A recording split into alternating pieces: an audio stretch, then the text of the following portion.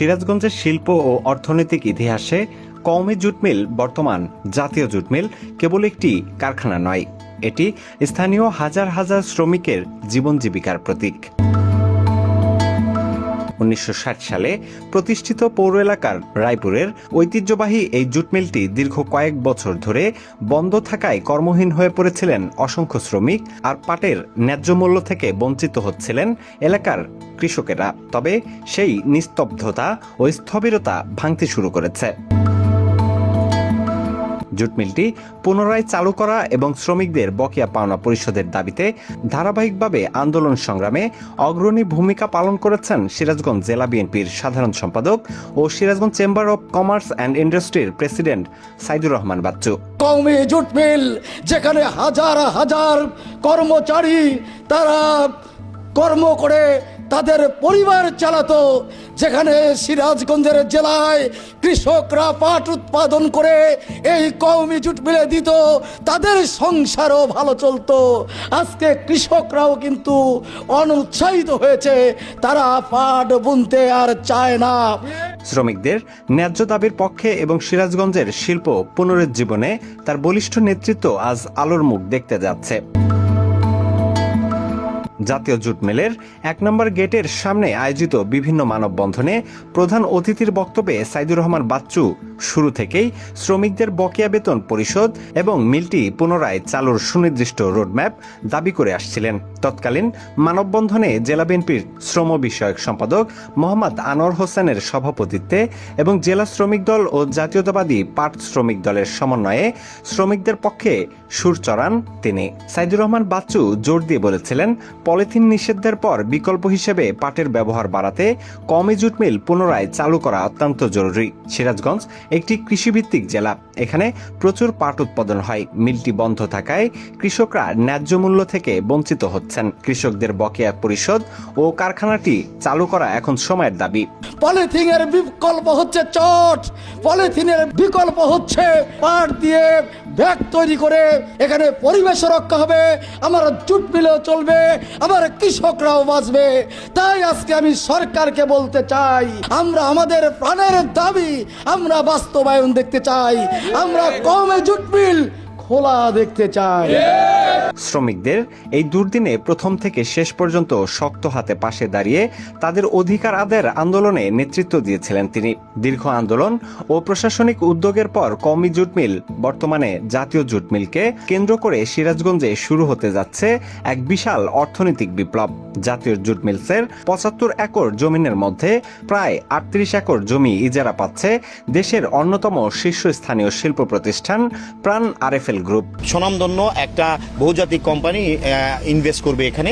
আমরা আশা করি যে খুব তাড়াতাড়ি এই সিরাজগঞ্জের ঐতিহ্য এই কওমি জুট মিল এবং বর্তমানে জাতীয় জুট মিল এটা আবার চালু হবে। এখানে ব্যাপক লোকজনের কর্মসংস্থান হবে এবং বিনিয়োগ হবে। প্রাণ আরএফএল গ্রুপ এখানে প্রায় 500 কোটি টাকা বিনিয়োগের মাধ্যমে একটি বিশাল শিল্প কমপ্লেক্স গড়ে তোলার পরিকল্পনা গ্রহণ করেছে, যেখানে প্রস্তুত করা হবে তৈরি পোশাক, হস্তশিল্প, পাটজাত ব্যাগ, জুতা ও খেলনা, কাঁচামাল প্যাকেজিং ও আধুনিক পণ্য সংরক্ষণাগার। 6,500 মানুষের কর্মসংস্থান ও বিশাল টার্নওভার এই নতুন বিনিয়োগের ফলে সিরাজগঞ্জের স্থানীয় অর্থনীতিতে এক নতুন অধ্যায়ের সূচনা হতে যাচ্ছে, যা স্থানীয় বেকারত্ব দূর করতে বিশাল ভূমিকা রাখবে। আমরা যেটা করবো সেটা মানুষের জন্য, মঙ্গলের জন্য করবো, একটা চিরস্থায়ী ব্যবস্থা করবো। যে দোকান খুলে দিলাম, তারপর 2 দিন পরে খেয়া দিয়ে আসে দোকান বন্ধ, ওটা করবো না। একটা যেন ভালো ব্যবস্থা হয়, যে ব্যবস্থাতে আমার সিরাজগঞ্জের লোক খেতে পারে। নতুন এই কারখানা থেকে বছরে প্রায় 600 কোটি টাকার বার্ষিক টার্নওভার বা লেনদেন অর্জিত হবে বলে আশা করা হচ্ছে। শিল্পায়নের এই নতুন সম্ভাবনা ও অর্থনৈতিক জাগরণকে স্বাগত জানিয়েছেন স্থানীয় ব্যবসায়ী ও সাধারণ জনগণ। অনেক যন্ত্রপাতি চুরি হয়ে গেছে, নষ্ট হয়ে গেছে বা এখনো পড়ে আছে, যাতে এই যন্ত্রপাতিগুলো পড়ে না থাকে, মিলটাকে যেই নেক সে সুন্দর করে একটু পরিবেশ করে একটু চালাক, আমরা এটাই চাই। মিলটা চালু হলে আমাদের আগে শ্রমিকগুলো ছিলাম, সেই শ্রমিকগুলো যাতে এখানে কর্মসংস্থান পায়, সেই দাবি জোর দাবি জানিয়ে দিয়েছে। এই মিলটা যদি আবার বর্তমান সরকার চালু করেন এই এলাকার লোকজন তথা সিরাজগঞ্জবাসী উপকৃত হবে। Sirajganj chamber of commerce and ইন্ডাস্ট্রির প্রেসিডেন্ট হিসেবে সাইদুর রহমান বাচ্চু সিরাজগঞ্জবাসীর পক্ষ থেকে প্রধানমন্ত্রী তারেক রহমান এবং বিদ্যুৎ, জ্বালানি ও খনিজ সম্পদ মন্ত্রণালয়ের মন্ত্রী বীর মুক্তিযোদ্ধা ইকবাল হাসান মাহমুদ টুকুর প্রতি আন্তরিক কৃতজ্ঞতা ও ধন্যবাদ প্রকাশ করেছেন।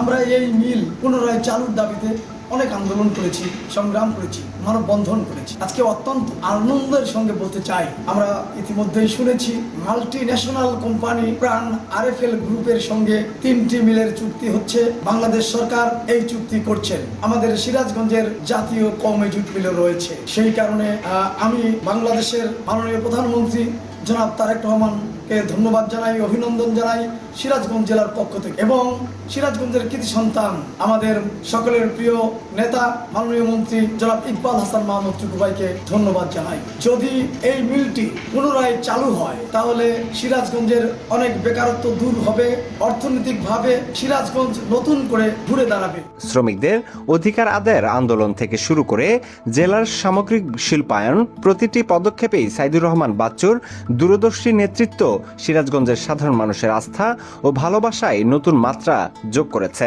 বন্ধ জাতীয় জুট মিলের জমিতে গড়ে ওঠা এই নতুন শিল্প অঞ্চল সিরাজগঞ্জকে দেশের অন্যতম অর্থনৈতিক হাব হিসেবে গড়ে তুলবে, এমনটাই প্রত্যাশা সবার।